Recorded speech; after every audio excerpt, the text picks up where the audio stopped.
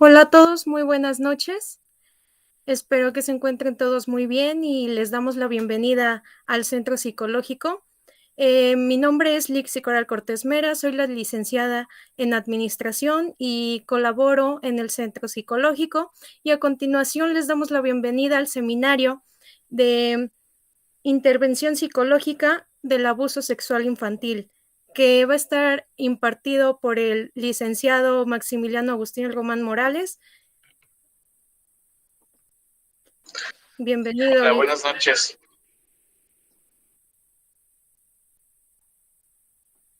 Y algunos de ustedes, si desean prender su cámara para que los podamos conocer mucho mejor y podamos interactuar mejor con todos ustedes, serían muy amables. Gracias. Es todo el escenario suyo, Lick. Adelante. Hola, pues buenas noches a cada una de ustedes y cada uno de ustedes. Veo que hay más mujeres que hombres. Creo que no ha ingresado hasta el momento ningún compañero. Por favor, si tienen el gusto y las ganas también de encender su cámara para tener esta sensación de cercanía, se los agradecería mucho. Y no sé si nos pueda compartir las diapositivas, Lick, por favor. Bueno. Pues en lo que están las diapositivas, nuevamente es un gusto estar aquí con ustedes. Me voy a presentar un poquito de quién soy y por qué yo los voy a estar acompañando estas primeras 3 semanas y posteriormente podremos entender qué sigue más allá del proceso con el maestro Roberto Lira, estas 3 primeras semanas conmigo, bueno, con su servidor. Entonces me presento, mi nombre es Maximiliano Agustín Román Morales, soy psicoterapeuta desde hace 7 años. Tengo pues formación de diferente tipo, pero la más importante para este seminario justamente es un diplomado en abuso sexual infantil, es un diplomado en psicología forense y bueno, cursos y capacitaciones que también he tomado a lo largo de mi desarrollo profesional y también educativo, ¿no? Algunos cursos sobre interrogatorio y contrainterrogatorio a peritos aquí en el estado de Puebla y, bueno, igual en el nuevo sistema de justicia penal acusatorio, ¿no? Bueno, ese es un poquito de, pues, mi currículum para que sepan ustedes quién los va a estar acompañando, ¿no? Bueno, la siguiente, por favor, Lick. ¿Cómo va a estar funcionando el seminario? Bueno, vamos a tener clases que son completamente en vivo, como son la de ahora. Vamos a iniciarlas y van a estar siendo grabadas. Posteriormente las van a encontrar en nuestro campus virtual o en el campus virtual del centro, y el cual pues vamos a poder platicar, charlar e identificar algunos elementos necesarios que pues nos reúnen el día de hoy, que es el abuso sexual infantil, ¿no?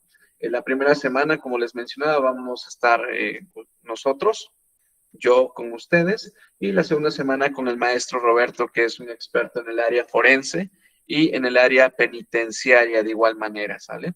Entonces, cualquier duda que ustedes puedan tener de ahora en adelante durante estas 3 semanas, con mucho gusto les puedo apoyar ya sea por WhatsApp o por medio de la plataforma. Del lado izquierdo, no sé si se puede apreciar bien, no sé si se puede hacer más grande también. Link, por ahí sí nos apoya. Tenemos algunos temas, la contextualización jurídica, la conceptualización y definición del abuso sexual infantil. Esos son los temas que vamos a estar viendo a la brevedad, ¿no? Así como tenemos elementos en vivo, también va a haber recursos pregrabados que tienen que ver con este tema, ¿no? Que igual lo van a poder encontrar en dicha plataforma. Siguiente, por favor, Lick.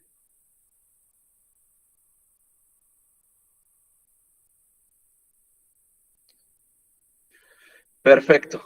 Pues bueno, el abuso sexual infantil está catalogado como uno de los peores maltratos infantiles a lo largo de todo el mundo, ¿no?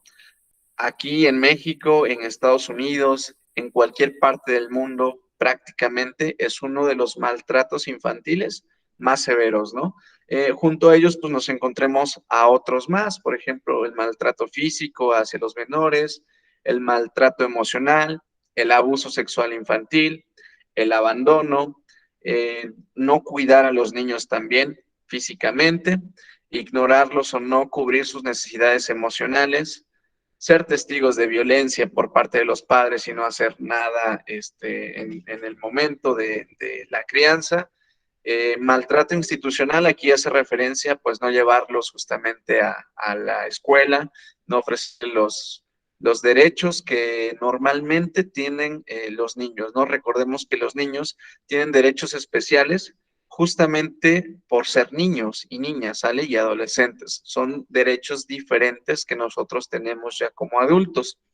Bueno, la explotación sexual con fines comerciales también es uno de los peores maltratos que podemos encontrar. Y pues aunado uno más, el último, la explotación laboral. Quiero que vean justamente el contexto en el que nos estamos ubicando. Es un evento tan fuerte y tan traumático, tan severo, que en todo el mundo es castigado, ¿no?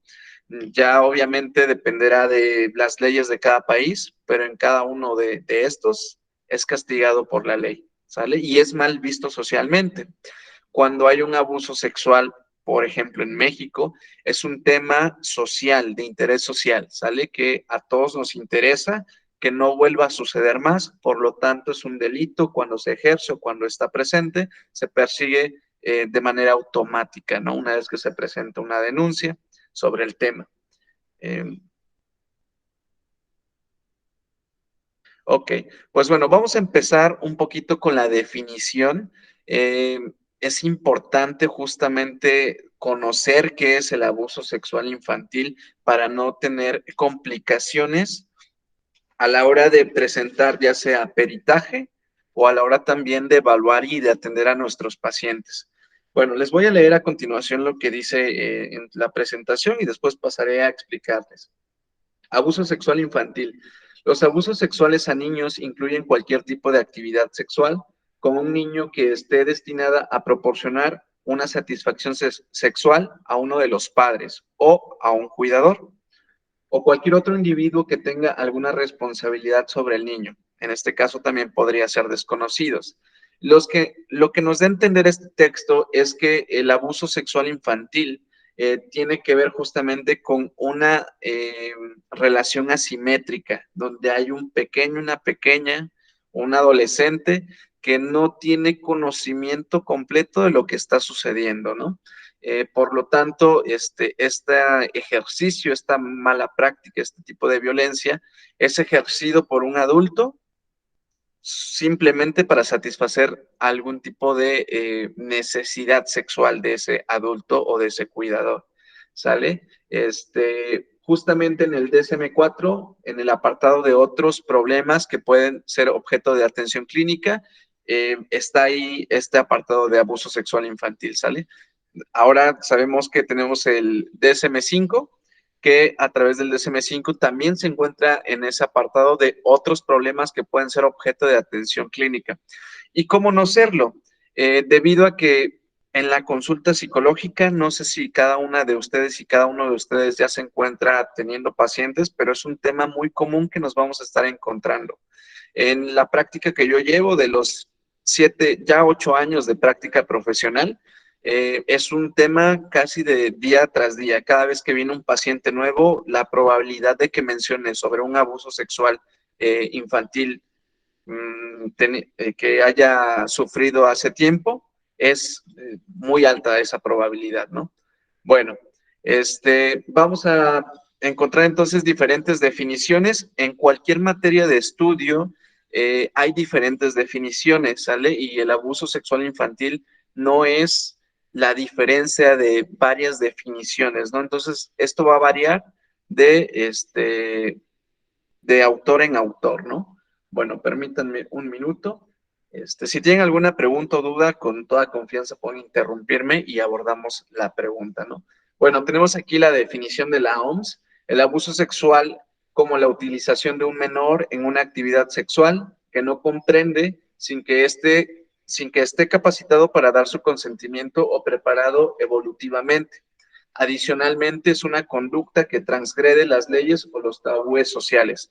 Nuevamente, para la OMS, es un tema social, de preocupación social, ¿sale? donde un menor o adolescente, niño o niña, no tiene la capacidad evolutiva para entender lo que está sucediendo o para consentir lo que está sucediendo, ¿no? Justamente un tema de abuso sexual infantil en México es un tema de salud pública también.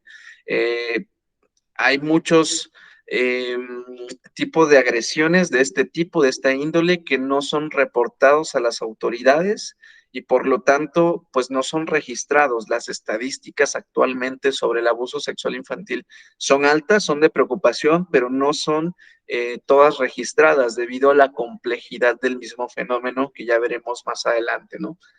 Para Barlin y Elliot, nos dice que el abuso sexual, como cualquier actividad de tipo sexual de un adulto hacia un niño menor de 18 años. Aquí estos autores catalogan el margen de edad como justamente como lo que marca de un abuso sexual infantil a un abuso sexual o a una violación, ¿no? Que ya veremos igual que es muy diferente. Entonces ellos consideran un rasgo, pues, que lo permite la ley. Esto incluye contacto sexual utilizando la fuerza o la amenaza sin tener en cuenta la edad del menor, en la que además no hay comprensión por parte del niño de la situación de carácter sexual. Justamente en esta definición nos mencionan estos autores que hay un desconocimiento del tema y que además de la relación asimétrica que ya les había mencionado, pues el agresor tiene o mayor fuerza o mayor conocimiento o a través de la amenaza es que interviene para llevar a la víctima a cometer su delito, el agresor y víctima, ¿no? Los actos sexuales abusivos pueden incluir penetración, incluida la instrucción digital y con objetos, ¿sale?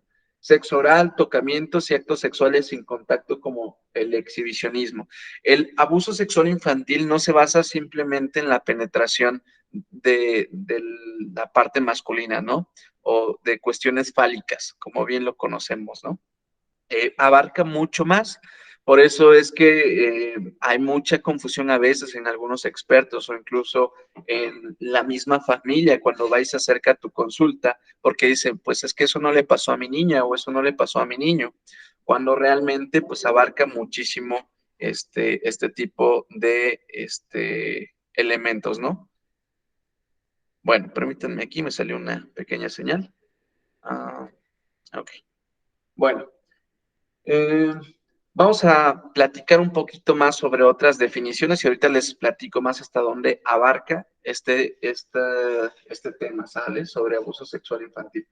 Tenemos otra definición sobre Fayer, que nos la da en 1988. El abuso sexual es un acto que se presenta entre dos personas que se encuentran en diferentes niveles del desarrollo. Aquí vamos a considerar un poquito o vamos a recordar un poquito sobre Jean Piaget y sobre Vygotsky, que recordemos que hay etapas del desarrollo donde en cada etapa tenemos ciertas posibilidades de entender ciertas cosas y más allá de esas etapas no las comprende el menor cuando no ha pues pasado, no ha digamos que migrado hacia la siguiente fase, ¿no? Entonces aquí consideran una etapa del desarrollo. Estas etapas del desarrollo nos van a servir muchísimo posteriormente para entender y atender a nuestros pacientes, niños, niñas o adolescentes, ¿de acuerdo? Este acto está orientado a la gratificación sexual de aquel que está en un nivel superior. Nuevamente marca que hay una asimetría, ¿no? En relaciones. Propone tres componentes para la definición. A, las clases de comportamiento sexual. O sea, para que sea entendido como abuso sexual, tiene que haber un comportamiento sexual. El B, los parámetros de las situaciones abusivas frente a las no abusivas. Es decir, hay que entender cuáles sí son aceptadas socialmente y cuáles no son aceptadas socialmente. Cuáles son un beso de cariño por parte de papá completamente normal y cuáles son besos o caricias que no son normales en el transmitir algún tipo de emoción, ¿no? Para que no se confunda el menor. Y los patrones de abuso sexual, ¿no? Es decir, las señales que pueden estar inmersas entre el agresor y la víctima. En este caso, ya veremos más adelante que hay un tipo de juego, un tipo de etapas para que pues el abuso sexual infantil aparezca, ¿no? De parte del agresor hacia la víctima. Le bajamos un poquito y bueno, vamos a pasar a ese apartado del A. La utilización, la persuasión, la inducción y la seducción o la coerción de un niño o una niña para realizar la práctica sexual. Es decir, el agresor va a persuadir, va a seducir de alguna manera a los pequeños o a las pequeñas o a los adolescentes. Se puede, pues obviamente los agresores son muy hábiles al detectar las necesidades de un pequeño o de una pequeña. Pueden ser desde juguetes, desde dulces, desde atención, desde buenas palabras que utiliza el agresor para con la víctima. Y bueno, también agresoras, ¿sale? No me gustaría clasificar solamente que existen solamente agresores, también hay agresoras sexuales, ¿sale? Entonces, bueno, a través de esa manipulación, de esa seducción, va a poder ejercer y llevar un abuso sexual infantil hacia las víctimas, incluida la ayuda a otra persona para el mismo fin, ¿sale? Nuevamente, ofrecerse a ayudarles en cualquier tipo de aspecto que lo encamine a un contenido sexual. Cualquier tipo de conducta sexual explícita o la simulación de dicha conducta con el fin de producir una representación visual de esta. Bueno, aquí hay que entender que también es considerado abuso sexual infantil cuando se le muestra un contenido explícito sobre un contenido sexual que no es apropiado para su edad, ¿sale? Imaginemos así una película para adultos a un pequeño o a una pequeña, ¿no? No es apropiado para la edad que tiene y también es considerado abuso sexual, ¿sale? No necesariamente necesita haber penetración, ni fotografías, ni nada de eso, ¿no? Por parte del menor o de la pequeña. También el hecho de que lo obligue o la obligue a tener o hacer poses sexuales, aunque sí, aunque no lo practiquen, aunque no haya penetración nuevamente, también es considerado abuso sexual, ¿de acuerdo? Ok, ve la violación, el tocamiento, la prostitución o cualquier otra forma de explotación sexual de un niño o una niña o el incesto, ¿no? Bueno, ahorita ya vamos a ver por qué es tan complejo el abuso sexual infantil y por qué hay muy pocas veces que se denuncia. Hay una complejidad detrás de todo esto, ¿sale?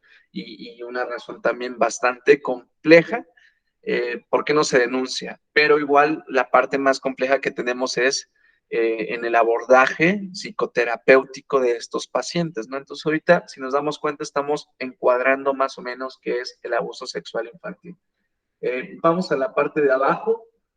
Nuevamente ahí tenemos como pregunta, ¿qué es el abuso sexual infantil? Entonces, bueno, es un tipo de maltrato infantil o violencia infantil que incluye cualquier acción de índole sexual con un menor de edad, niña o niño o adolescente, ¿sale? Donde existe una simetría entre el agresor y la víctima nuevamente, y puede ser en desarrollo cognitivo o físico, donde el menor no tiene la capacidad de comprender el acto y por lo tanto consecuenta la acción, es decir, accede a esta agresión, ¿sale?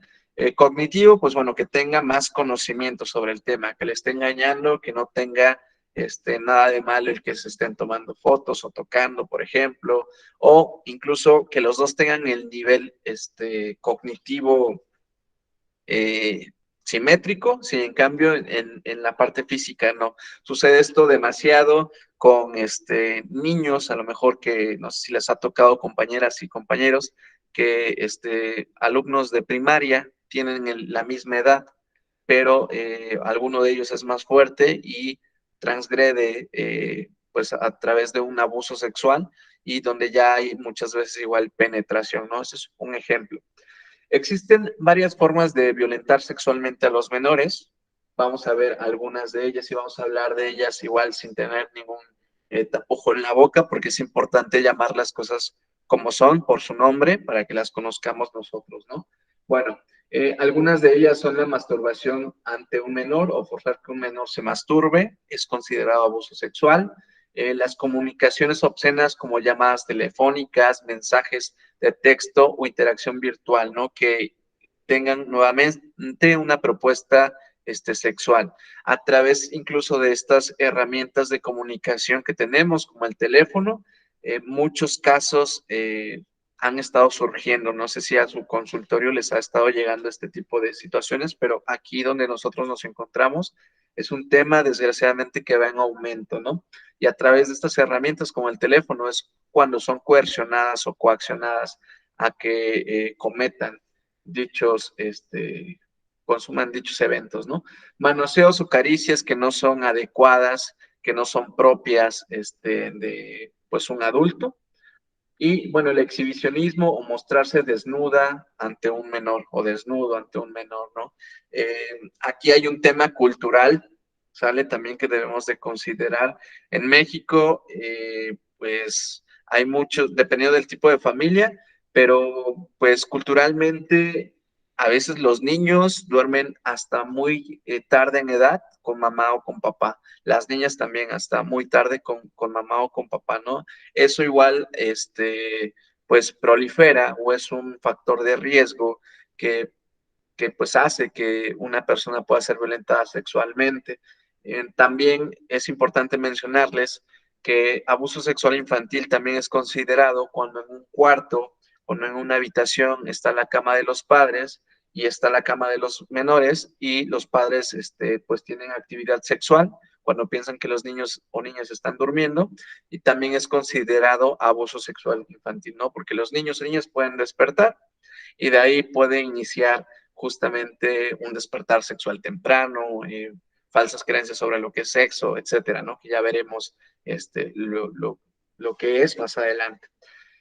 Producir, poseer o compartir imágenes o películas pornográficas en las que participen niñas o niños también lo es, pero también en las que participen cualquier adulto, ¿no? Este, en algún momento tuve una paciente que decía, mi papá y mi mamá nunca me hablaron sobre lo que era sexo, pero mi papá en su librero tenía justamente un libro sobre contenido sexual que era muy explícito y yo lo veía a escondidas, ¿no? Eso también es considerado abuso sexual o una exposición a una parte sexual a temprana edad, ¿no? A lo mejor ahí no fue intencionada por el padre, pero no tuvo la responsabilidad de guardarlas en otro lugar, ¿no? Entonces ahí ya hay una carga sexual que no le pertenecía en este ejemplo, ¿no? Que yo les estoy poniendo. Cualquier otra conducta sexual que es dañina para el bienestar mental, emocional o físico de una niña o un niño. Y bueno, relaciones sexuales de cualquier tipo con una o con un menor, eh, inclusive vía vaginal, oral o anal o la felación, ¿no? Cualquier tipo de contacto sexual. ¿Sale? Bueno, entonces eso es lo que es abuso sexual infantil, todo lo que se cataloga dentro del cuadro, no nada más las penetraciones. Si nos preguntamos aquí, es un tema igual que si a lo mejor una persona ha sido tocada como no debería de ser, y a lo mejor la mamá o parte de la familia dice, pues es que no pasó más, solamente la tocaron, la manosearon, como utilizan decir aquí en Puebla, y no le pasó nada más, y la familia le quita ese, no quiero decir ese peso, pero le quita esa forma de verlo cuando realmente es un tema muy fuerte para el paciente o la paciente, ¿sale? Cuando mamá o parte de la familia le quita valor a lo que esa persona experimentó, ¿sale? Entonces, todos estos elementos hay que considerarlos para una evaluación, para un peritaje, si es que se dediquen ustedes a los peritajes, o para la intervención psicológica, justamente. Vamos a la diapositiva de abajo, por favor. Bueno, tenemos ahí la exposición a material con contenido sexual, ¿no? Ok. Bueno, pues como les decía, tenemos estos elementos cuando los hijos o las hijas duermen con los padres y tienen actividad sexual, pues está presente un abuso, ¿no?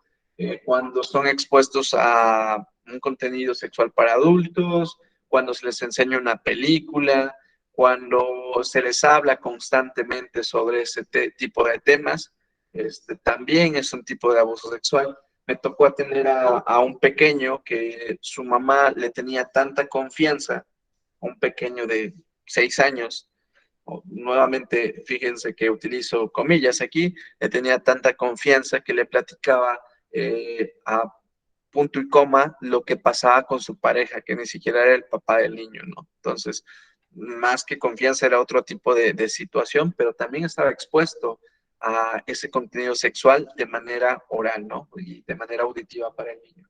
Y nuevamente, pues tenemos las caricias inapropiadas para niñas y niños o adolescentes, ¿no? Muchos de ellos, pues, no lo mencionan justamente porque piensan que van a provocar, pues, problemas en la familia, que nadie les va a creer o son amenazados, ¿no? O incluso lo dejan pasar y sin darse cuenta entran en el juego del agresor hasta que desgraciadamente a veces ya es muy tarde salirse de ese círculo, de esa estrategia que el agresor ha trazado para consumar el delito, ¿no? Bueno, le bajamos por favor nuevamente.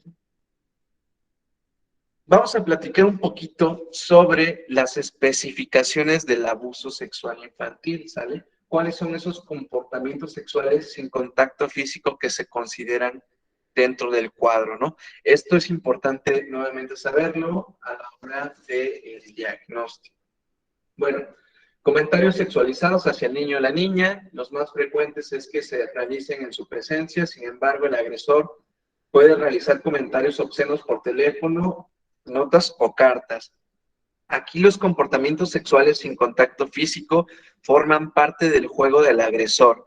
Una vez que ya entró en el juego del agresor, en estas fases para convencer al pequeño o a la pequeña, a través de estos diálogos en familia comunes, normales, pueden aparecer amenazas ocultas, ¿no?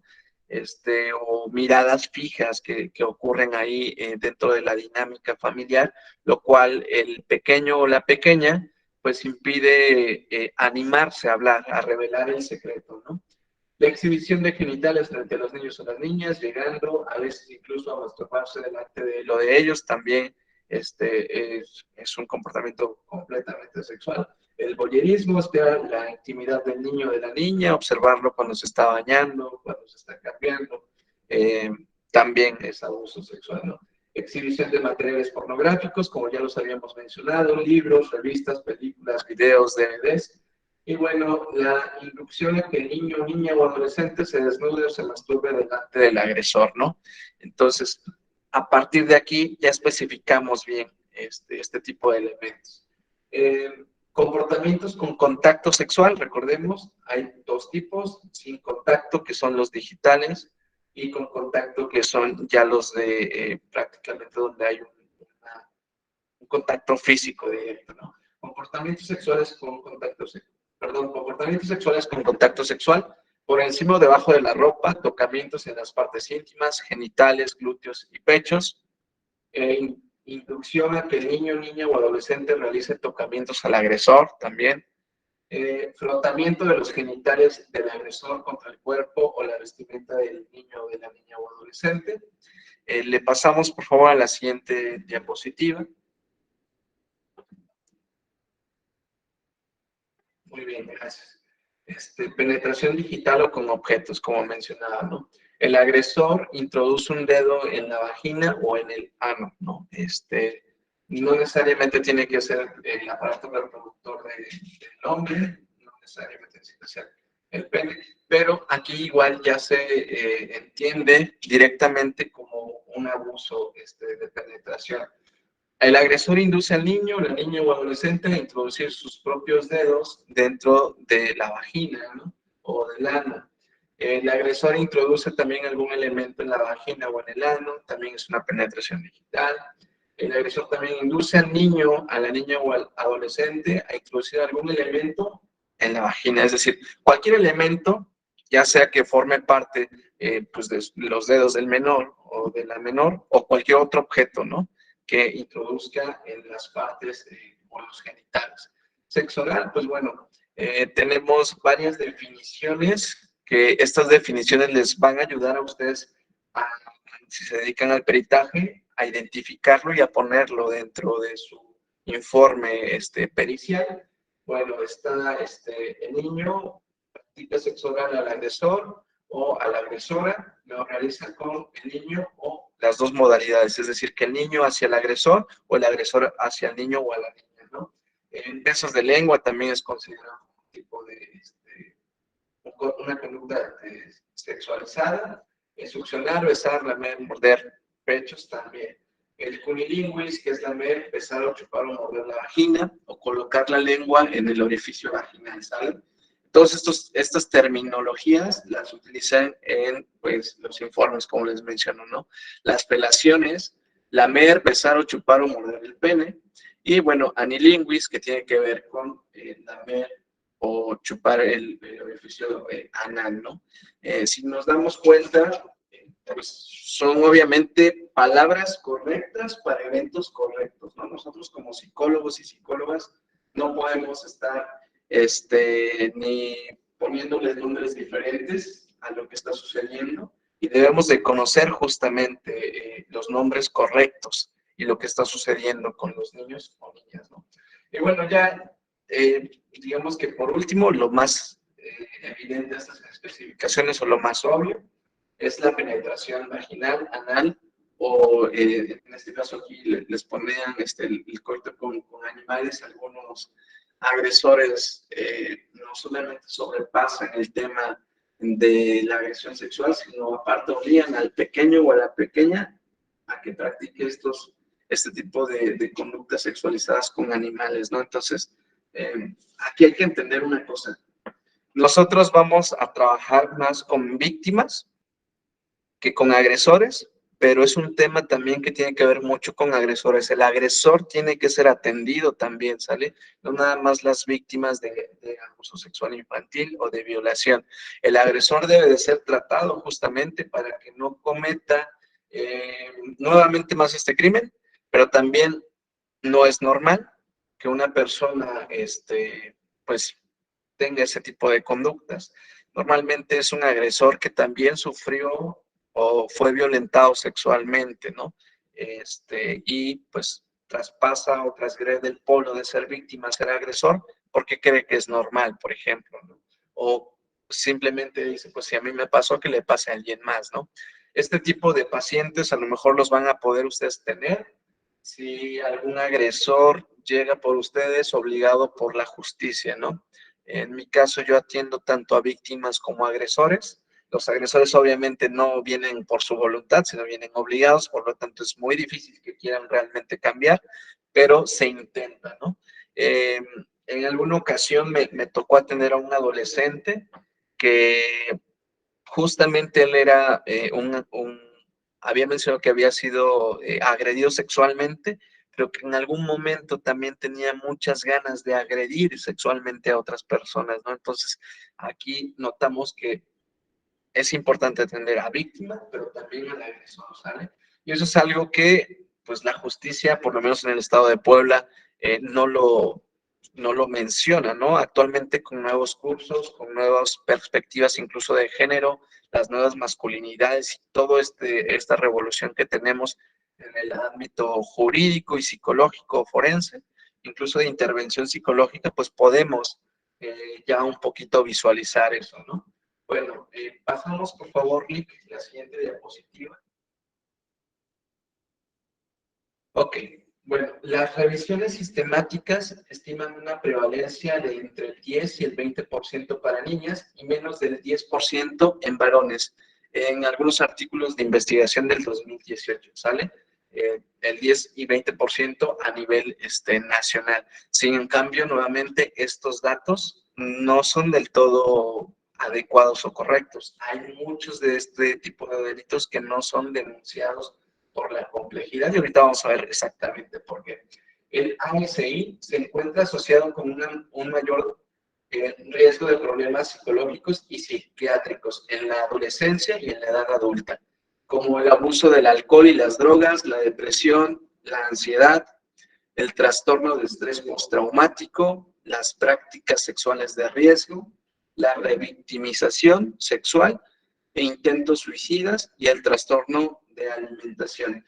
Nuevamente, les decía yo, en la consulta diaria, cuando hay un paciente, o si no mencionarlo, ¿por qué no? En los pacientes que ya tengo, hay una alta estadística. Yo creo que desgraciadamente más del 50% de las personas que yo atiendo que han tenido algún evento de abuso sexual infantil. Diferentes, obviamente, cada uno de ellos, pero han tenido una incidencia con ellos. Y ellos no vienen justamente a consulta porque tuvieron su abuso sexual, ¿no? Tal vez es algo que ni quieren hablar de ello. A lo mejor llegan a tu consulta porque tienen depresión, a lo mejor llegan a tu consulta porque tienen un trastorno de ansiedad, y dentro de la intervención psicológica nos damos cuenta desde dónde viene esa problemática, ¿no? Desde dónde es que se viene arrastrando todos esos problemas, y que justamente el tema de abuso sexual infantil es un tema que debe de cerrar ciclos, ¿no? Que se debe de reintegrar. Eh, Pasa mucho con personas que tienen depresión, me ha tocado bastante, con personas igual que consumen drogas, ¿sale? En mi caso, como terapeuta durante estos 8 años, son el tipo de personas que más encuentro que han tenido un tipo de experiencia así, ¿no? Depresión y conductas adictivas. Normalmente recordemos que, por ejemplo, en conductas adictivas, el usuario, la persona quiere olvidarse de su realidad, y pues introduce otro tipo de sustancias en su cuerpo para olvidarse de ese tipo de situaciones, ¿no? Aquí también sucede algo con las personas que han padecido este tipo de problema. Puede surgir un tipo de prácticas sexuales de riesgo. ¿Qué es esto? Bueno, puede suceder, como siempre recordemos, tenemos dos polos.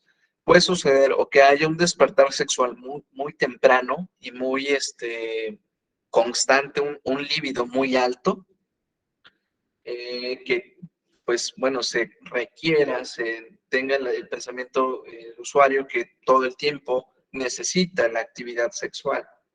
Les platico un poquito. Tenía una paciente de Estados Unidos que había sido violentada sexualmente sin darse cuenta la mamá, porque vivían en la misma habitación y tenía actividad sexual con sus parejas. Y bueno, la paciente relataba que era espantoso cada noche, ¿no? Estar en esa habitación con su mamá, porque su mamá era muy ruidosa, es como menciona. Pero bueno, justamente de ese evento nacen un montón de problemas más, ¿no? Incluso una psicopatía prácticamente de esta paciente, donde anhelaba y disfrutaba hablar sobre el cómo podía lastimar a su mamá y a otros seres queridos, ¿no? A través, no quiero decir que a raíz del abuso sexual, pero obviamente es una base importante y que hay que trabajar con ese paciente para su bienestar, ¿no? Pero quiero que vean cómo es acompañado con otro tipo de trastornos psiquiátricos o psicológicos, ¿no? Y justamente esta paciente no tuvo ningún tipo de penetración con ningún objeto, ¿no? Si en cambio igual mencionaba tener mucha tensión de practicar o estar activa sexualmente, ¿no? Bueno, ese es un polo. El otro polo es todo lo opuesto, todo lo contrario. Una persona violentada sexualmente puede ser que cuando tenga su pareja, después de años, no quiera tener relaciones sexuales por miedo. Son esas personas que a lo mejor si se ponen atrás de ellas en la vida diaria, en algún evento social, pues se voltean o nunca quieren darle espalda. Si las tocas se ponen pues histéricas o histéricos, no aceptan acceder a esa práctica sexual normal o común en una relación de pareja, ¿no? O consensuada, ¿no? Entonces, existen estos dos polos que se pueden dar. Eh, Algunos pueden variar, por ejemplo, puede existir anorgasmia en algunos casos puede no experimentarse sensación de bienestar durante la práctica sexual, sino todo lo contrario.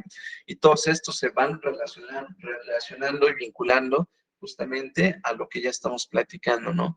Quiero que nos demos cuenta que entonces esto del abuso sexual infantil tiene un alcance mucho mayor y desgraciadamente es muy perdurable para el paciente.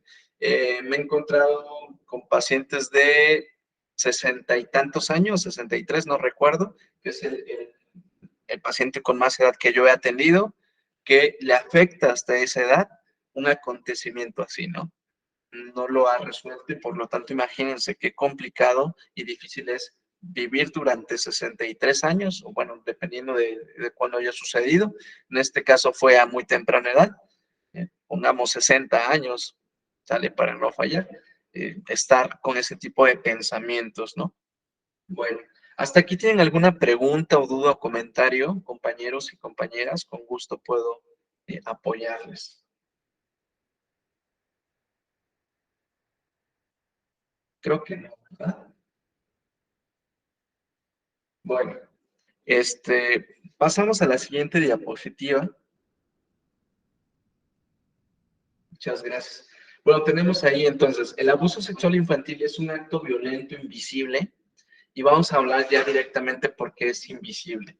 A ver, déjenme ver si no me estoy adelantando. No.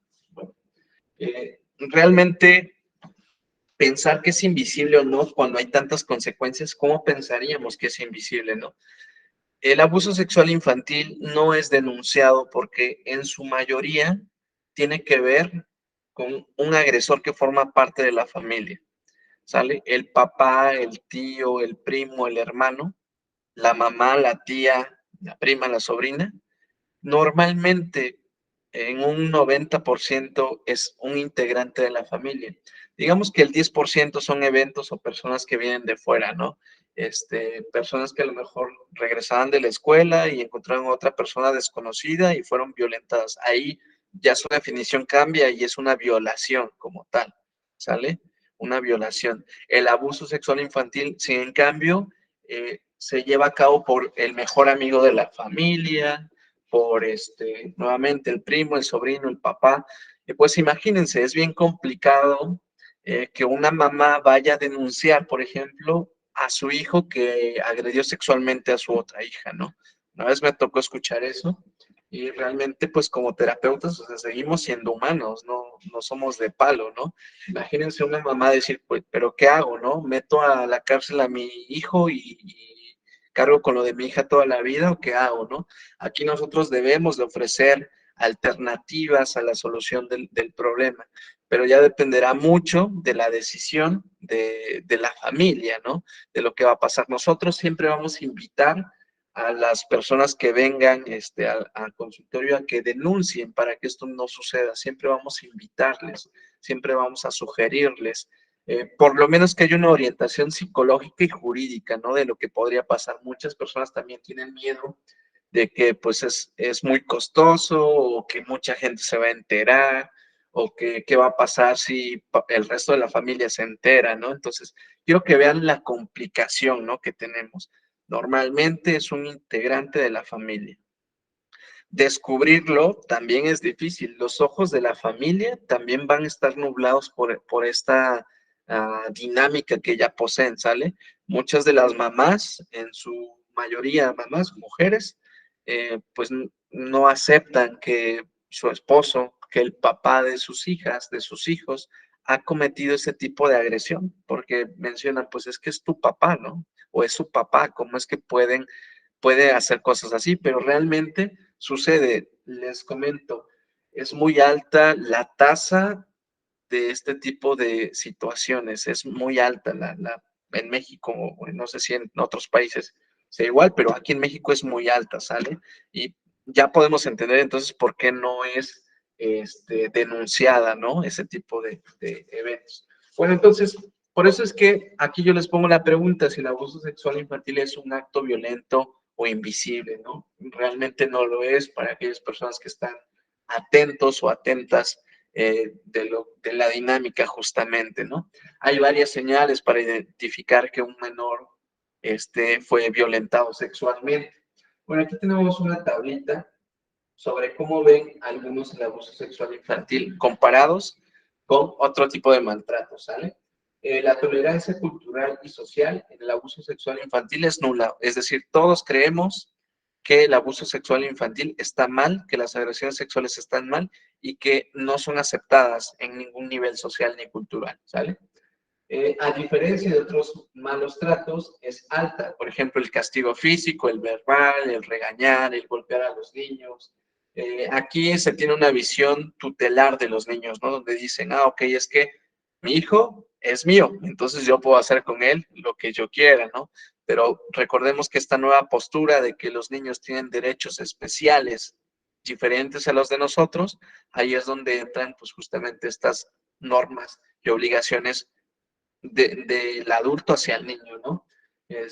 Bueno, la disciplina suele tener niveles altos de tolerancia que pueden oscilar entre distintas comunidades rurales, urbanas o con mayores o menores niveles de educación, ¿no? A menores niveles de educación, pues obviamente otro tipo de agresiones van a estar presentes, ¿no? Culturalmente también lo podemos saber. Si le preguntamos a nuestros abuelitos o a nuestros papás sobre sus abuelitos, seguramente el modelo de crianza fue muy distinto al de nosotros, ¿no? Bueno, la visibilidad dentro de la familia. El abuso sexual infantil es escasa a nula, es decir, casi no se dan cuenta. El abuso sexual infantil es el único tipo de maltrato que requiere la imposición del secreto para poder continuar ocurriendo. Es decir, el agresor obliga al menor dentro de la dinámica, dentro del juego, a guardar silencio, amenazándole, diciendo que algo malo va a pasar, que va a matar a parte de su familia o que a papá lo van a meter a la cárcel o que a mamá la van a meter a la cárcel si habla, si revela ese secreto.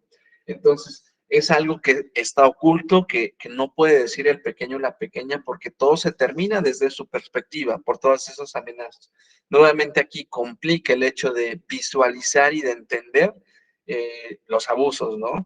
Muchas papás o familia de la víctima dice, pero ¿por qué no te diste cuenta antes? ¿O por qué no hablaste? ¿Por qué te quedaste callada o callado, ¿no? Pero no se dan cuenta del nivel de complejidad, ¿no? Incluso me tocó atender, que pasa muy común, desgraciadamente, donde al agresor lo ven como víctima y a la víctima lo ven como el culpable de toda la situación y se la pasan culpando. Es que tú tienes la culpa por ir allá. Es que ¿por qué no avisaste? Es que ¿por qué no dijiste? Si te estaba sucediendo esto, lo hubieras comentado conmigo, etcétera, ¿no? Una serie de palabras muy fuertes que revictimizan al paciente en este caso, ¿no?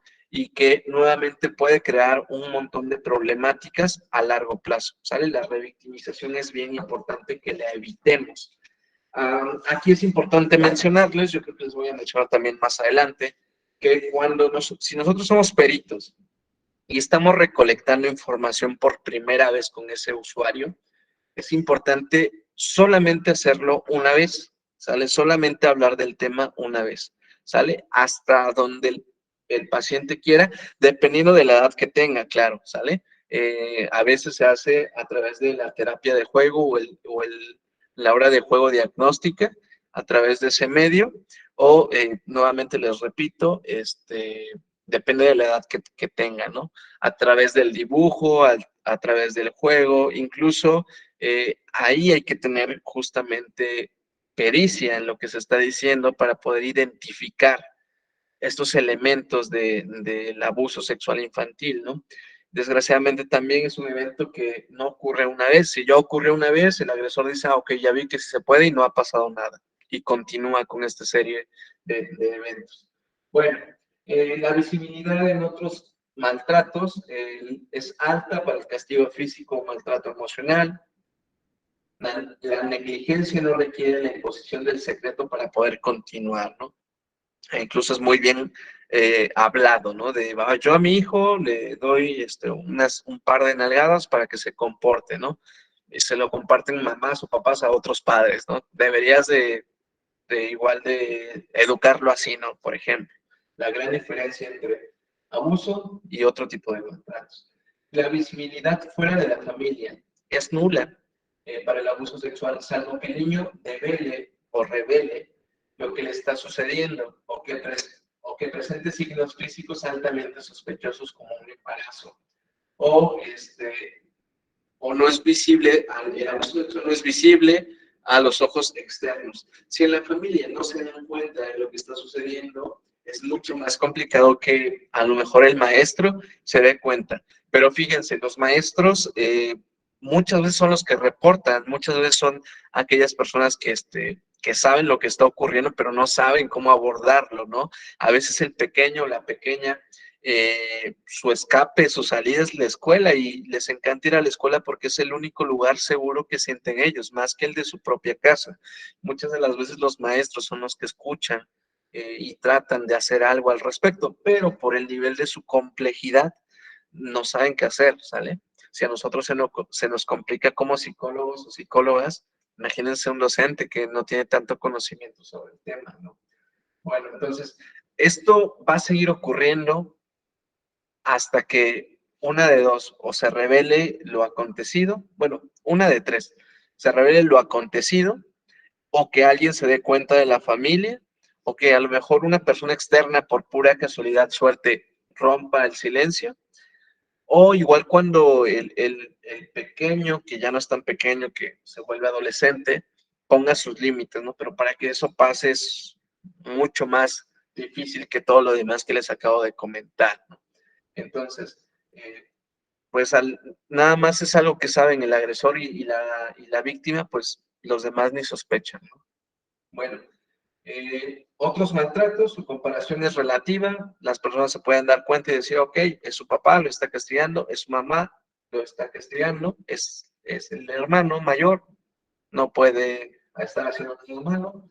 Bueno, el maltrato físico tiene más chance que el abuso sexual de dejar huellas físicas.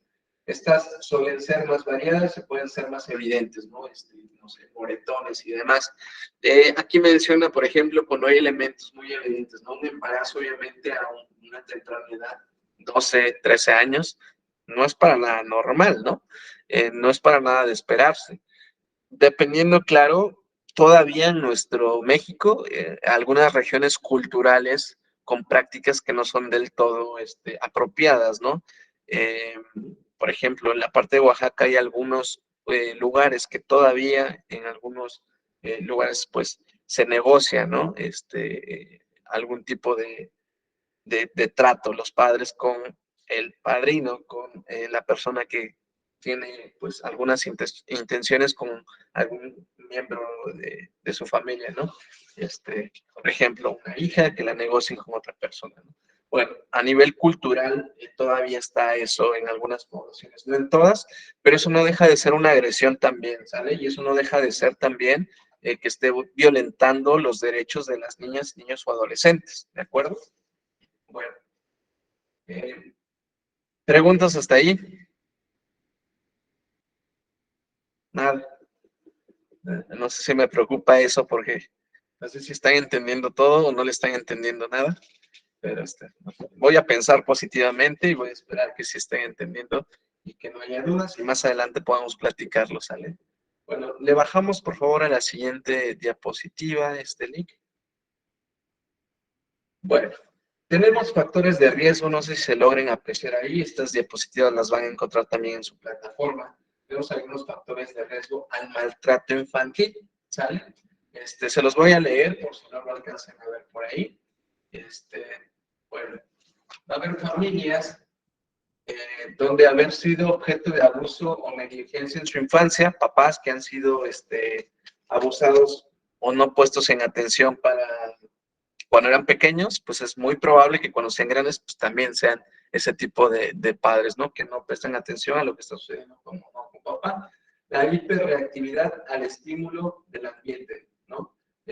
Si hay un niño que a lo mejor está llorando constantemente, si hay un niño que a lo mejor está jugando todo el tiempo, puede ser un factor para algún tipo de padre que, pues, digamos que lo desespere, ¿no? Que sobrepase la capacidad del adulto y puede ser un detonante para un maltrato físico, ¿no?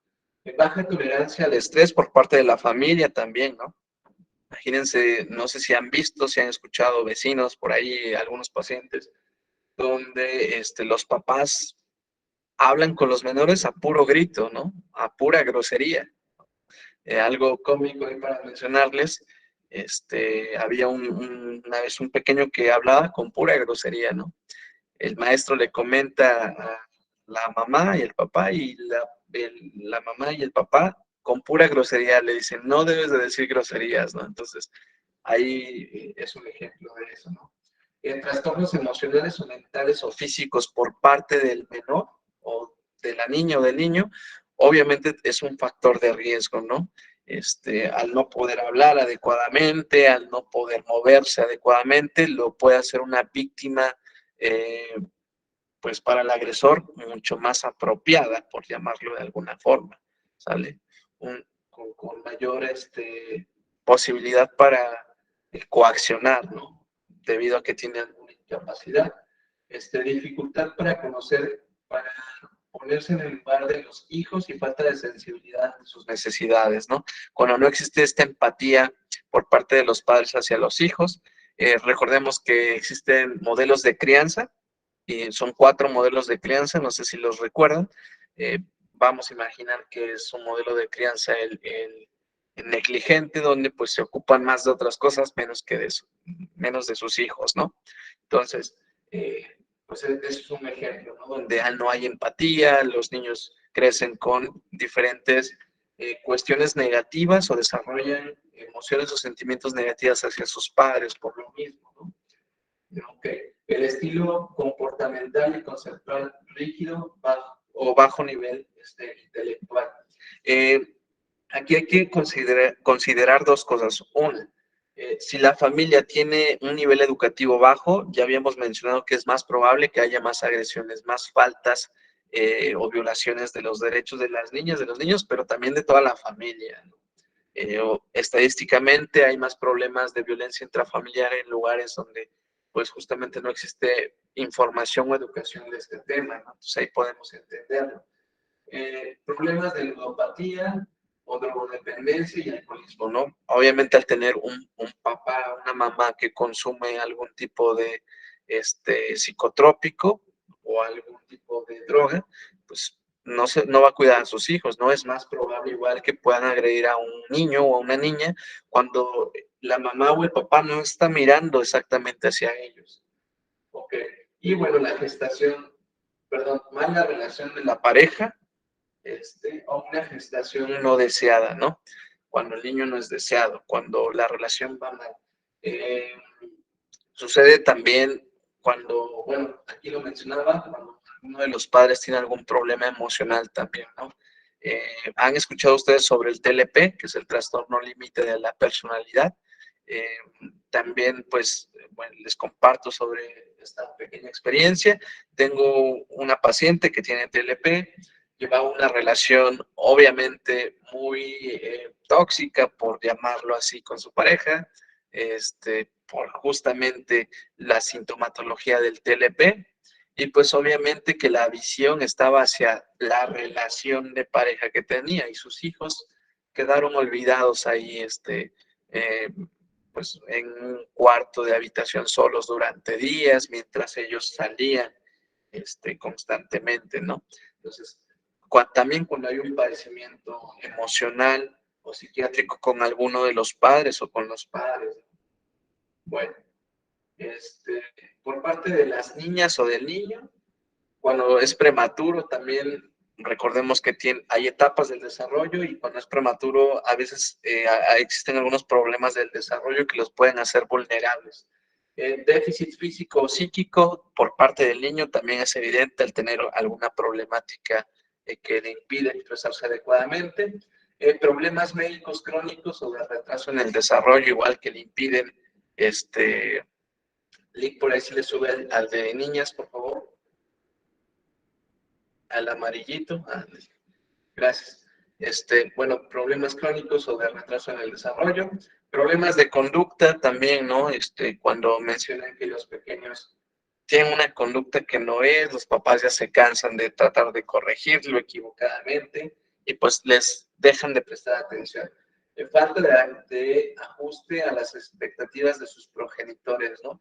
Cuando un pequeño y el papá no están con las mismas expectativas, aquí el error puede ser, no puede ser, realmente es del padre, ¿no?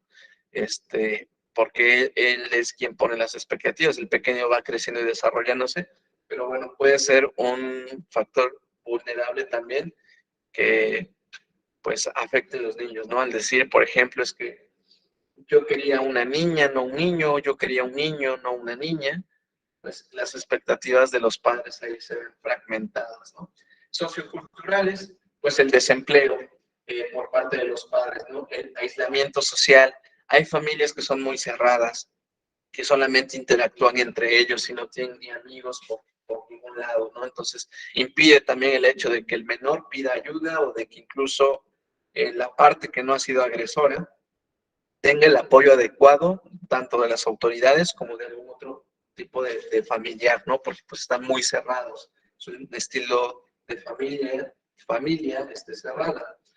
Pobreza, marginación o delincuencia. Cuando no hay comida en casa, que eso es también un problema sociocultural, recordemos también que en la formación de psicoterapeutas hablamos un poquito de eso, en educación especial, no sé si lo recuerdan o si a lo mejor en otro campo lo estudiaron ustedes. Cuando hay pobreza, cuando hay muchas carencias, pues es difícil que un niño aprenda porque su preocupación está en otra cosa, ¿no? Y justamente por ese tipo de problemas sociales, pues pueden ocurrir muchas cosas, ¿no? Son influenciados, coaccionados a través de la promesa de darles algo, ¿no? Son manipulados. Valores y actitudes negativas hacia la mujer, la infancia y la paternidad, ¿no? Que se crea que pues solamente es el papá, solamente es la mamá, solamente es que es mujer, es que debe de atender a los hombres, etcétera, ¿no? Bueno, defensa extrema de la privacidad de la familia, justamente lo que les decía, ¿no? Familias completamente cerradas de es mi familia, aquí no entras, y solamente nosotros y nosotros. Bueno, nuevamente, familiares, estilo de interacción familiar, ahí entran los estilos parentales, desconocimiento acerca de las necesidades infantiles. Recordemos que cada pequeño y pequeña tiene necesidades emocionales, intelectuales y del desarrollo que deben de ser atendidas por los adultos o por lo menos enseñarles a que ellos lo resuelvan, ¿no? Falta de expectativas realistas con respecto al comportamiento y las capacidades del niño, nuevamente, creí que ibas a ser como tu hermano, creí que ibas a ser como tu hermana, mira cómo él sí está superándose, tú no, todo eso, ¿no? Comportamientos, perdón, baja frecuencia de comportamientos positivos, que elogiar, agradecer, divertirse y bueno, eso es muy usual. Igual he tenido pacientes que han sufrido abuso sexual infantil, donde mamá está todo el tiempo, papá está todo el tiempo, pero nunca le dicen una frase de te quiero, te amo, un abrazo, no son expresivos. En este caso que yo les cuento, el tío es quien comete este tipo de agresión porque encuentra una vulnerabilidad en la víctima, ¿no? Se empieza a dar cuenta que nadie le dice te quiero, nadie le dice te amo, y el tío empieza a prestarle atención, el tío empieza a preocuparse por cómo va en la escuela, por si ya comió o no comió, por preguntarle si tiene zapatos, por si tiene ropa, y empieza a comprarle, ¿no? A imagen del resto de la familia en este ejemplo, el tío es buen tío, ¿no? Porque se está ocupando de la sobrina. Pero a ojos de la víctima está enamorada de alguna forma, ¿no? Está en esta etapa ok, esta persona me está dando lo que no tengo, lo que en mi casa no me están ofreciendo, lo que mi mamá y mi papá y mis hermanos no me están dando, ¿no? Entonces, bueno, es muy evidente, ¿no? Que una persona que no encuentra eso en su familia lo va a buscar en otro lado y los agresores están, pero si son muy inteligentes, claro. ¿Sale? Bueno, eh, nuevamente, destrucción familiar, falta de cohesión familiar, cuando obviamente no está bien estructurada la familia. Bueno, también hay una ligera estadística donde el abuso sexual es cometido por cuando es una familia reconstruida y cuando hay nuevos integrantes que no son directamente familiares, ¿no? Pero aún así es un nivel de complejidad muy amplio, ¿no? Violencia en la pareja nuevamente, perciben que el hijo mantiene conductas intencionadas para provocarlos, ¿no? Cuando creen que pues el niño hace todo al propósito. ¿Vale? Bueno, eh, ¿qué opinan hasta el momento, compañeras y compañeros? No sé si haya compañeros, creo que es por solamente compañeras. Qué bien. Ok. Bueno, hasta aquí preguntas o dudas. Me gustaría que participaran, ¿sale? Para que no me sienta yo como que estoy hablando nada más en frente del monitor y nada más. ¿Quién me ayuda con alguna opinión o pregunta que tenga? Todo está quedando muy claro y pues sí es cierto lo que decía anteriormente, que estos abusos pues muchas veces no son canalizados de una manera correcta, ya que los niños piensan que no tienen voto, no tienen derechos, no tienen, pues sí, sentimientos, ¿no? A lo mejor en este sentido de, es tu mamá, es tu papá, ¿cómo vas a denunciar a tus propios progenitores? ¿Quién te va a creer, no? O aquí entra la de, vamos a jugar un juego, pero no le digas a nadie. Y a veces, pues, este miedo justamente en los niños hace que se queden callados todo el tiempo, ¿no? Y ya llegan a una edad adulta en donde son gente que sufre traumas de personalidad, ansiedad, trastornos alimenticios, y ya es ahí donde dices, bueno, la infancia se daña desde este momento. O también personas que repiten ese mismo patrón de abuso, justamente, ¿no? Bueno, ya yo fui violado, ¿cómo saco mi coraje realizando las mismas actitudes o actividades con otros menores o con otras personas? O a veces estas personas se terminan volviendo personas de la comunidad LGTBI, igual, por lo mismo, por el odio o repulsión que sienten hacia uno de los dos sexos. Muchas gracias por participar, compañera. Sí, efectivamente, ahorita que acabas de mencionar eso, recuerdo una paciente, bueno, fue un caso de estudio que tuvimos en la formación, donde una chica, que se consideraba a sí misma lesbiana, eh, ya había tenido parejas hombres, pero había elegido, pues su orientación sexual hacia las mujeres, llega a terapia por otro tipo de situación y dentro de la charla, de platicar con la persona, descubre que realmente no es lesbiana, que todo el tiempo temía a los hombres y por lo tanto eso le había impedido desarrollar una orientación sexual hacia los hombres. Entonces, sí, obviamente, ahí hay un factor que puede ser importante para la orientación sexual. Recordemos que, por ejemplo, siendo adolescentes, todos tenemos crisis. Una de las crisis más conocidas es la crisis sobre la orientación sexual, donde todos dudamos en algún momento qué es lo que nos gusta y qué es lo que no nos gusta. Y cuando hay este tipo de eventos como abuso sexual infantil, la duda, la crisis que se vive es mucho más fuerte, es mucho más, para algunas personas es torturante, ¿no? De qué soy, qué me gusta, qué no me gusta, hacia qué lado me inclino y hacia qué no, ¿sale? Aunque son elementos evolutivos de todos, que todos pasamos, pero se les puede complicar muchísimo, ¿no? Entonces, bueno, pues muchas gracias por participar, compañero. Del lado ahí naranja tenemos lo de factores de riesgo para el abuso sexual infantil. Les voy a leer lo que dice ahí. El abuso sexual infantil puede darse en cualquier tipo de familia. Es cierto, no respeta una situación económica, un status quo, se da en las mejores familias, se da en las familias más humildes, por llamarlo así, o de escasos recursos, pero sí estadísticamente está más presente donde pues hay falta de economía, ¿no? Ok, con condiciones que pueden propiciar su ocurrencia, ahí menciona situación económica desfavorable, hacinamiento alto en un hogar, que todo el tiempo están en casa, aislados, y promiscuidad sexual de adultos cuidadores, ¿no? No sé si les ha tocado ver o conocer a alguien que tiene estas expresiones sexuales al público, ¿no? Que no limitan algunas cosas, que no tienen sus ojos a lo mejor en ver qué es lo que están transmitiendo hacia los menores, ¿no?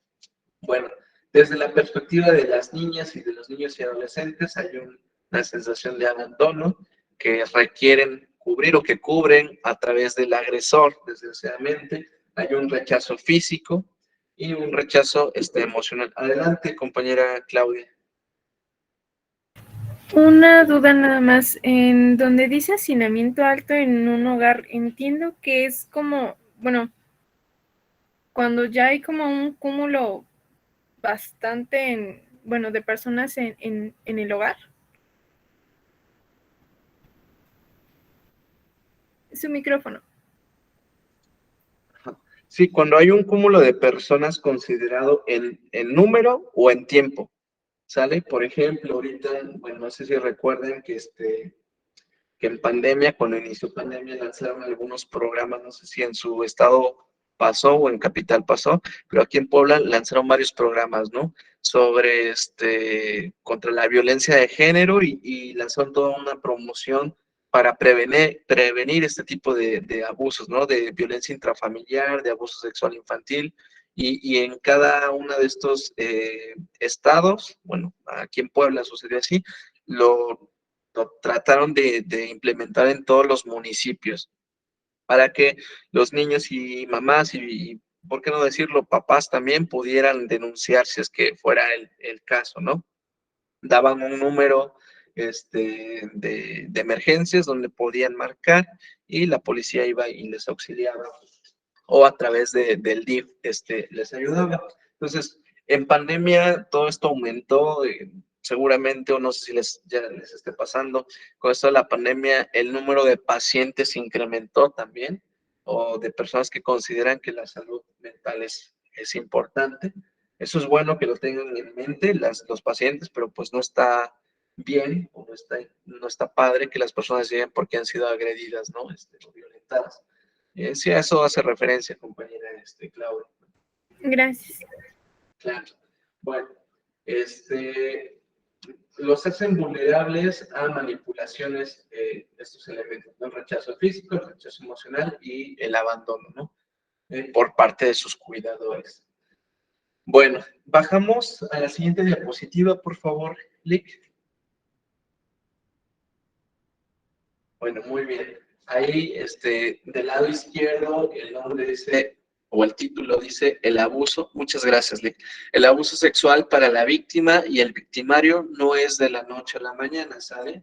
Esto no es que suceda rápido, ¿sale? Lleva algunas etapas del abuso sexual en niñas o niños, ¿no? Vamos a hablar un poquito de ellas. La primera fase es la seducción, la voy a leer.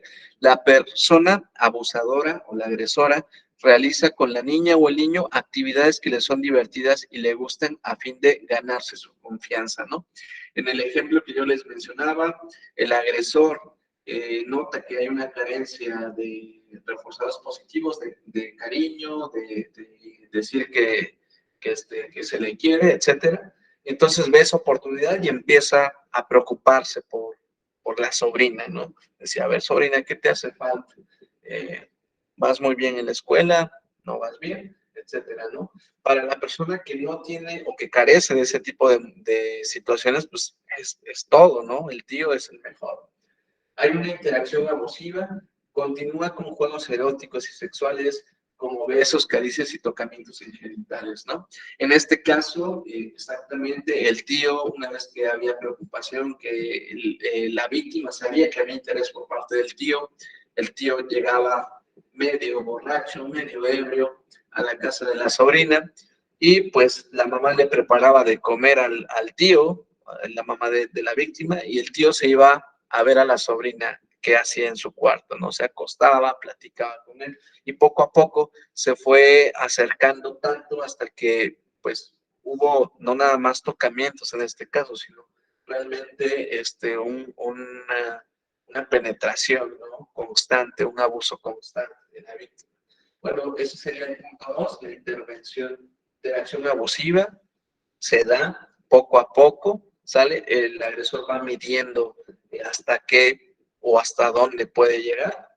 Y bueno, hay un secreto, ¿no?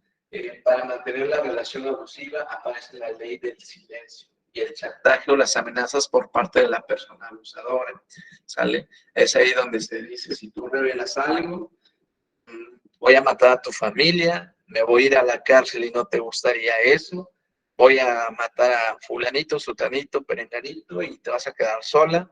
Hay amenazas constantes de te voy a golpear, voy a divulgar información a los que te conocen, todos los de tu escuela se van a enterar de la clase de persona que eres, un montón de amenazas, ¿no?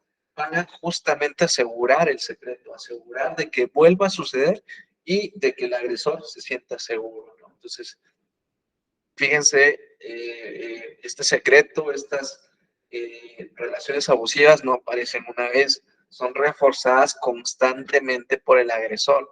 Por eso es que la víctima todo el tiempo tiene miedo, ¿no? De lo que pueda suceder. Entonces, bueno, fíjense qué magnitud tiene, o igual para generar un poquito de empatía, ¿no? De cómo se siente la víctima. Bueno, el chantaje con las amenazas por parte del abusador, de la abusadora. Recuerden, no tiene que ver nada más con hombres, también pasa con mujeres, también sucede, a lo mejor por cuestión de costumbre, pensamos que solamente el hombre es el que puede provocar este tipo de abusos, pero no, en mujeres también, y también me ha tocado atender a mujeres violentadas por mujeres y a hombres violentados por mujeres, ¿vale? Y los resultados o las consecuencias de ello son las que estamos viendo, ¿no? Entonces, no vamos a catalogar un género como el que lo puede llegar a ejecutar o ser el agresor, sino pueden ser cualquiera de los dos. La divulgación es la etapa 4, cuando se da cuenta la niña o el niño que ya no toleran el abuso y deciden contarlo, ¿no? Cuando son sorprendidos por otra persona o cuando aparecen síntomas que generan sospecha. Por ejemplo, un caso donde papá violentaba sexualmente a su hija desde pequeñita. Pues ella no sabía que estaba mal eso que pasaba. Papá le dijo que era muy normal y que era una muestra de amor. Por lo tanto, pues ella no sentía que pasaba nada, ¿no? Llega a la secundaria, le hablan sobre el tema y dice, a ver, es que esto está mal, ¿no? Y a partir de que entiende todo esto, pues se llega el choque, ¿no? Revela el secreto, revela lo que está sucediendo a través del conocimiento, ¿no? Imagínense qué complicado es pensar que algo es normal y después que te digan, sabes, es que eso te está provocando daño, no es normal que suceda eso.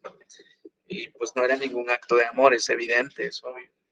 Entonces, igual sucede cuando algún tipo de cuidador que no es el agresor se da cuenta, ¿no? De esas sospechas. Te quedaste con tu tío anoche y de repente ya te portas diferente, estás de malas, o estás todo el tiempo con él, o pareciera que lo obedeces más, o te fuiste con él y estás moreteado, moreteada, etcétera, ¿sale? Cuando alguien empieza a más o menos vislumbrar lo que está sucediendo, ¿no?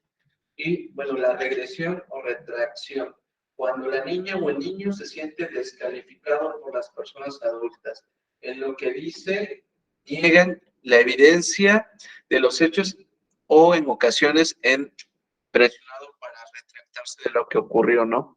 Esa etapa es la que más temen los niños, ¿no? O que incluso han dicho, pero no se les cree, ¿no? No creen nuevamente que la mamá haya violentado sexualmente, no creen capaz al papá, al hermano, al tío, ¿no? Y justamente las miradas, en lugar de verlo como víctima, de verla como víctima, la pasan a ver como el que ella tiene la culpa, el que él tiene la culpa. ¿Para qué te vas a meter allá? Esa no es tu casa, tú tienes la culpa, ¿para qué vas cuando él está, cuando ella está? ¿Por qué no dijiste nada? Desacreditan lo que el menor o la pequeña menciona, ¿sale? Entonces, desgraciadamente estas son parte de las etapas que vive una persona violentada sexualmente, abusada sexualmente. Aquí ya nuevamente podemos ver la dificultad y también el motivo por el cual no es denunciado, ¿sale? No es tan común que lo denuncien, pues tienen que pasar por todo esto. Y al final, muchas de las personas que yo he atendido, por ejemplo, dicen, pero ¿para qué sirve denunciar si no me van a creer? Si mi mamá o mi papá no me van a apoyar, si al final mi mamá está de acuerdo con su hermano, no lo puede meter a la cárcel, por ejemplo, ¿no? Entonces, muchos de ellos deciden no hacer nada. Nuevamente, yo aquí les recomiendo a ustedes que puedan orientar a la familia, que puedan orientar. Sí, adelante. Perdón, bueno, si no mal recuerdo también, por ejemplo, cuando precisamente se tiene el contacto cercano con un familiar, es decir, que la persona agresora viva en el mismo domicilio, lo mejor es, en efecto, recomendar que pues alejen al menor de ese sitio. Bueno, al menos eso era algo que creo que se hacía. Y bueno, yo me acordé del caso de una chiquita que, bueno, hice mi servicio en la Procu y atendimos a una niña en la cual pues su abuelo vivía en la parte superior. Y justamente pues como la mamá no tenía hacia dónde trasladarse, la mamá dejó a la niña en ese mismo domicilio, siendo que pues a la niña de alguna manera le generaba ansiedad pues vivir en el mismo sitio donde estaba su agresor. Sí, claro, efectivamente, la orientación, híjole, cuando es un tema que ya viene de años, es decir, cuando tu paciente viene por depresión, imaginemos, si es algo que ha acontecido hace años, se puede denunciar, sí, se puede hacer algo, sí, pero es más complicado, ¿no? Y ahí ya no tendríamos que, a lo mejor en la intervención, pues que se separe del agresor, porque en muchas ocasiones ya sucedió, ¿no? O sea, ya la persona vive en otro lugar y trató de realizar lo mejor que pudo con su vida, ¿no? Pero si en cambio el tema está, es complicado para nosotros, cuando vienen a consulta por primera vez, porque la orientación debe de ser correcta, se le debe de pedir que el agresor no esté dentro del círculo familiar o que no esté a los alrededores, porque puede pues ser tanto muy malo para la víctima, pero también puede poner en riesgo a la víctima justamente, no puede volver a ser amenazada, puede volver a ser violentada, ¿no? Entonces, por esa parte. Es importante entender que cuando alguien viene a nuestra consulta a decir, mira, es que mi hijo, mi hija, mi familiar fue violado sexualmente, es porque ya descubrieron al agresor, el secreto ya se reveló, ¿sale? Entonces, aquí nos toca nuevamente orientarlo a lo que es, a lo que no es, que le den el valor o el peso que necesita que le demos a este tema, hablarles sobre la revictimización, qué es y qué no deben de decir constantemente para que no suceda, y pues bueno, orientarlos hacia la parte jurídica, ¿no? Decirles cuáles son todas las posibilidades que tienen. Yo les recomendaría mucho que también tengan ustedes a la mano, depende de dónde trabajen, pero si trabajan en un ámbito particular, un área particular, tener números de pues las instancias que tenemos que son gratuitas, de DIF, municipal, estatal, de algunas a lo mejor fundaciones que se encarguen de este tipo de eventos para poder darle justamente a nuestros pacientes más posibilidades de afrontar este tipo de temas, ¿no? Alguna orientación con algún abogado, si es que trabajan ustedes con abogados, ahí existe esa posibilidad. Me acuerdo que en el seminario pasado alguien me preguntaba, ¿y qué pasa si el agresor lleva a consulta pues, a la víctima, ¿no? Es importante que entendamos que pues un agresor difícilmente va a llevar a la víctima a consulta, ¿no? Lo que quiere el agresor es que nadie se dé cuenta y por lo tanto va a evitar que un psicólogo que se piensa que va a investigar sobre todo y lo que ha acontecido revele el secreto. A un agresor no le va a convenir y no va a querer asistir o que su familiar asista a consulta psicológica porque puede revelar justamente lo que no quiere que revele. Entonces, lo que nosotros vamos a estar afrontando, lo que nosotros vamos a estar identificando son eventos que ya pasaron. A lo mejor una que otra vez se nos complica un poquito la situación donde un adolescente venga y diga, ¿sabes qué? Esto está pasando con mi mamá o con mi papá y no sé qué hacer, ¿no? No sé cómo salvarme de mi tío, ¿no? Que está en la casa, pero mis papás no saben, ¿no? Entonces ahí es donde siempre se le motiva al paciente a que debe de revelar el secreto y como es menor de edad, nosotros estamos obligados a comentar a esa parte que no es el agresor, ¿sale? Pero siempre se le recomienda que visite otras instancias también como DIF, como pues municipal o estatal, ¿no? O no sé, por ejemplo, aquí a veces sucede que la presidencia tiene destinado apoyos para ese tipo de eventos. No sé si en sus estados sea igual, ¿no? Pero por lo menos aquí sí. A nivel presidencias municipales y presidencias también capitalinas, ¿sale? Entonces también sucede. Aquí en Puebla también hay varias fundaciones de atención y fiscalías especializadas para ese tipo de eventos, ¿no? Entonces, recordemos, bueno, también más adelante vamos a ver que hay protocolos de actuación, de recolección de información también. Ahorita vamos como que a medio viajar en la parte forense y medio viajar a la parte terapéutica para que sea pues un buen aprendizaje, ¿no? A lo mejor no nos va a dar tiempo a hablar sobre todo lo pericial y todo lo interventivo, pero que sí vaya eh, pues con mucho contenido pues para ustedes que les pueda ser de utilidad en la práctica de día con día. Bueno, entonces justamente hay que brindar una buena orientación, como les decía, y siempre animar a que denuncien, ¿sale? Eso va a ser lo importante. Bueno, ¿hasta aquí tienen alguna pregunta, duda o comentario? Ok. Bueno, adelante, compañera Diana Luna. Bueno, es comentario y mezcla de duda.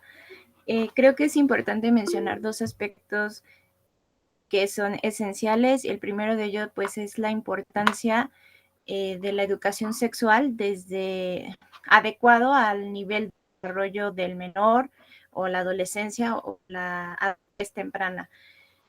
Porque pues si no nombramos los órganos genitales por su nombre, si no mencionamos que este tipo de conductas no son las adecuadas, pues los menores no están informados de alguna manera desde su nivel de desarrollo y no pueden nombrar lo que están viendo o lo normalizan. Y otra de las cuestiones que considero también son importantes es que la atención, claro que debe focalizarse en el usuario, en la víctima, pero también creo que es importante darle atención a los familiares, a sus redes de apoyo, que si bien pueden tener la mejor intención del mundo por lograr que su pequeño o su pequeña pueda superar este trauma, pues a veces, aún con esas buenas intenciones, se puede llegar a cometer cierto tipo de errores que de alguna manera fomentan que el pequeño no pueda o la pequeña no pueda superar lo acontecido, ¿no? Y bueno, presentaba el ejemplo de aquellas familias que encubren totalmente al victimario y pues de alguna manera los pequeños, las pequeñas tienen que seguir conviviendo con su agresor. Entonces, a mí sí me gustaría de alguna manera conocer qué herramientas cuando no tiene posibilidades el menor de salir de ese hogar, se pueden desarrollar en el menor para darle este recurso, muy a pesar de que siguen teniendo el contacto con el agresor. Claro, sí, efectivamente, el llamar los genitales por su nombre, la educación sexual adecuada a la edad va a ser clave también, ¿sale? Va a ser importante justamente para que el menor o el adolescente pueda expresar lo que está sucediendo, ¿no? Recordemos que sí pasa, sí sucede, donde hay familias que ocultan el hecho ante la sociedad y encubren también al agresor.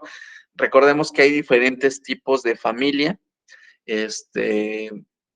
Hay familias que son muy individualistas, que son de sistema cerrado, otros que son de sistema abierto, otros que son familias muégano.